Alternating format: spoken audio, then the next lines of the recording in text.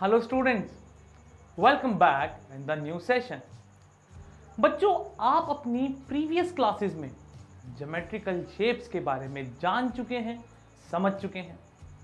आप सभी in shape से फैमिलियर हैं कि how can you draw a line segment of a given length, a line perpendicular to a given line segment, an angle bisector, a circle, and etc.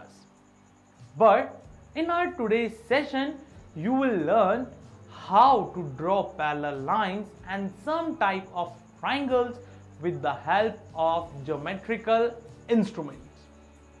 तो आज का जो हमारा चैप्टर है वो है 10th chapter of our book practical geometry. कौन सा चैप्टर है? Practical geometry. तो शुरू करते हैं। सबसे पहले समझते हैं कि पैरेलल लाइंस को कैसे ड्रॉ किया जाता है। अब तक आपने दो पैरेलल लाइन ड्रॉ की थी और एक ट्रांसवर्सल लाइन ड्रॉ करते थे, जिसमें इन दोनों लाइंस के बीच ट्रांसवर्सल लाइन के थ्रू कुछ एंगल बनते थे, जैसे alternate interior angle and corresponding angle. ये दोनों एंगल के pair equal to each other होते हैं जब लाइन पैरेलल होती है। लेकिन अब क्या करना है वो समझते हैं। रूलर की हेल्प से एक लाइन ड्रॉ करिए, रूलर यानी कि scale, and name that line L and take point P somewhere on the space above the line। बिल्कुल इस तरह जैसा आप अपनी स्क्रीन पर देख रहे हैं। अब इसी पॉइंट से जो है आपको एक लाइन ड्रॉ करनी है जो कि पैरेलल होगी लाइन L के।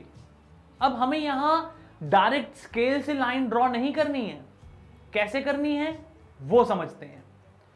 तो करना क्या है, कंपास का यूज करना है। उसमें पेंसिल का यूज करके हमें फिगर्स को जो है ड्रॉ करना है। उससे पहले मैं आपको कंपास यूज करने की कुछ टिप बता देता हूं।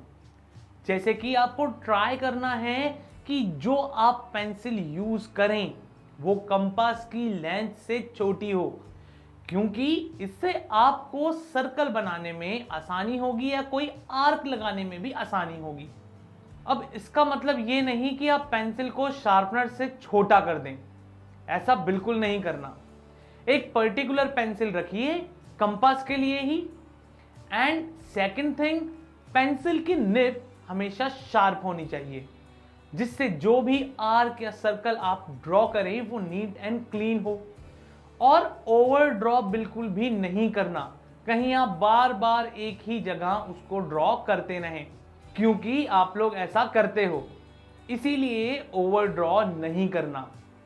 एंड लास्ट इज, जो कोई फिगर बनाते समय आपको ध्यान रखना है कि जो भी फिगर आपको बनानी है वो एक ही बार में बन जाए। बार बार इरेजर से रब करके फिगर बनाने से वो नीट एंड क्लीन नहीं रहती।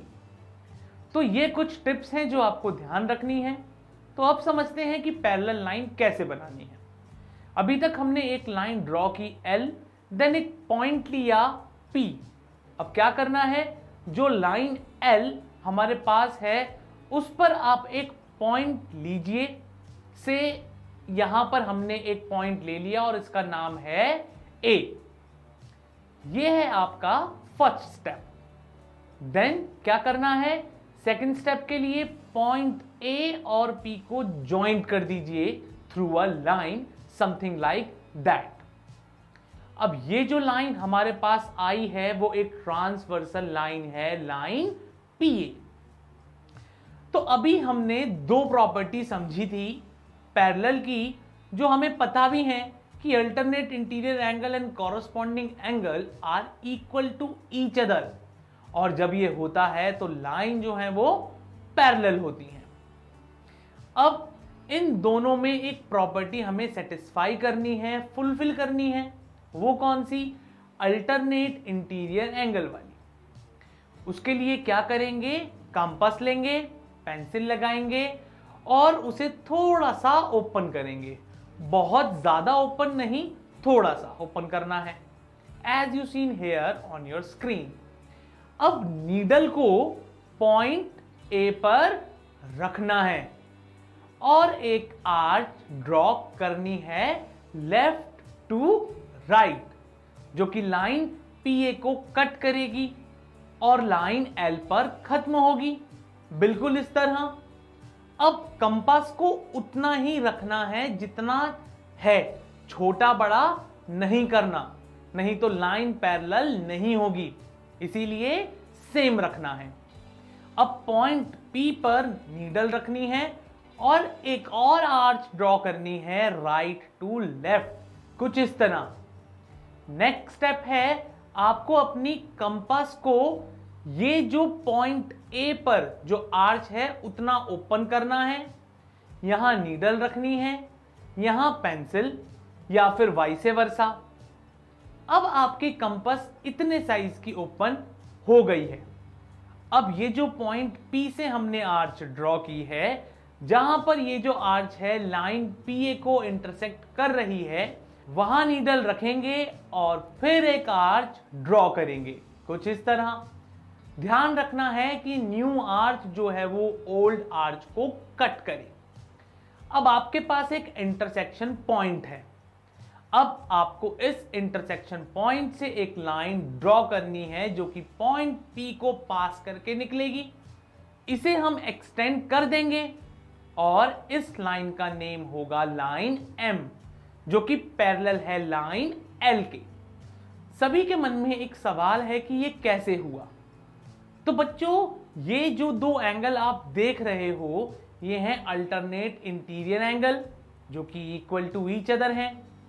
फिर सवाल आता है कि वो कैसे।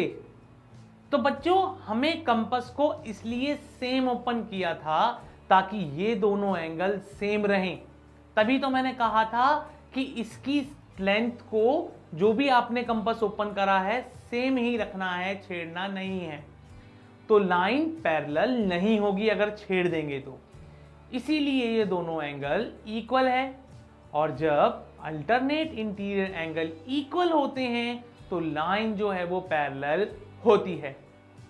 तो देखा आपने कि कैसे हम दो लाइन को पैरेलल ड्रॉ कर सकते हैं। इन्हीं स्टेप्स को फॉलो करके आप दो लाइन को पैरेलल ड्रॉ कर सकते हैं।